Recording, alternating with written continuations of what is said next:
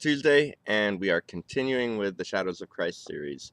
And today I have decided to pick Isaac from Hebrews chapter 11 as the next shadow of Christ that I'm going to talk about. Now, in the story of Isaac, I think there's three critical things that are definitely shadows of the Christ that would be coming. Number one, Isaac was a miracle baby. He was born to parents who were over 90 years old, and he was born of a promise.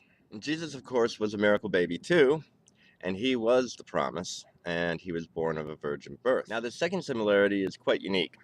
You see, this is pertaining to Isaac's marriage. See, Isaac never got a choice in the matter for his bride. His father chose his bride for him, and his bride didn't have a choice in the matter either. She was given to Isaac.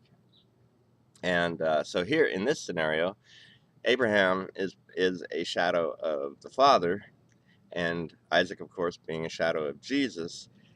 Jesus had no choice in his bride. The Father chose Jesus' bride. And who was Jesus' bride? Well, it says in the scriptures that through Isaac, all the nations of the world will be blessed. God chose all the nations of the world to be Jesus' bride. Now, as you've heard Mike teach this much better than I'm doing right now, in the scriptural example of a marriage, this being also a shadow of the things to come through Christ, scripturally, women had no right of divorce. So the bride cannot divorce the groom, ever. And then Jesus also promised and said he would never leave us or forsake us. He would never leave his bride or forsake his bride. That's number two. Now, what I see in this third point I'm about to make, it comes from Isaac's two sons, Esau and Jacob. In this example, I liken Jacob to the Jews and Esau to the Gentiles. Jacob received the promise that through him the Christ would come. So he's like the Jews. And then Esau, he's like the Gentiles because he was not the chosen one. He was not chosen.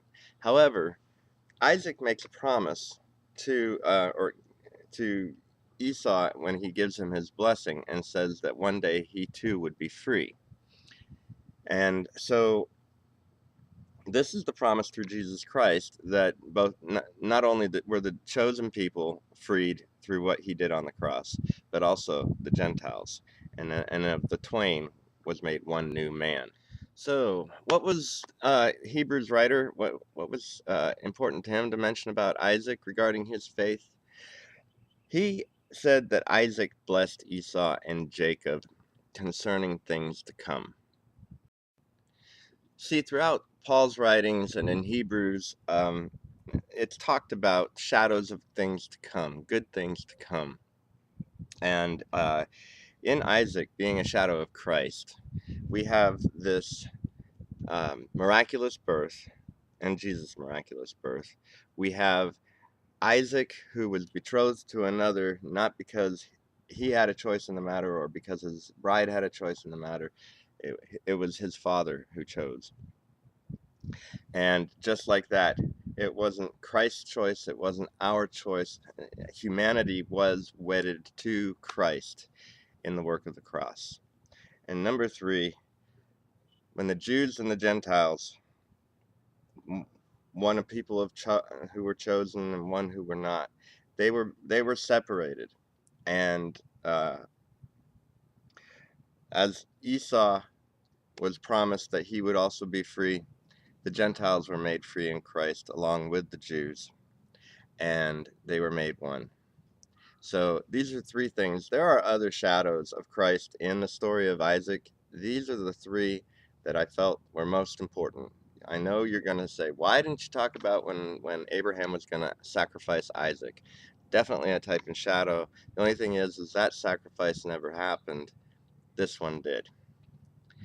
I hope you enjoyed this, and you have a good week. Oh, wait, one more thing. Before you go down to the bottom of this video box here where it says YouTube, click on YouTube, go straight to our YouTube page, click the thumbs up like button, and if you haven't subscribed already, please subscribe to our channel. Now you can have a good week.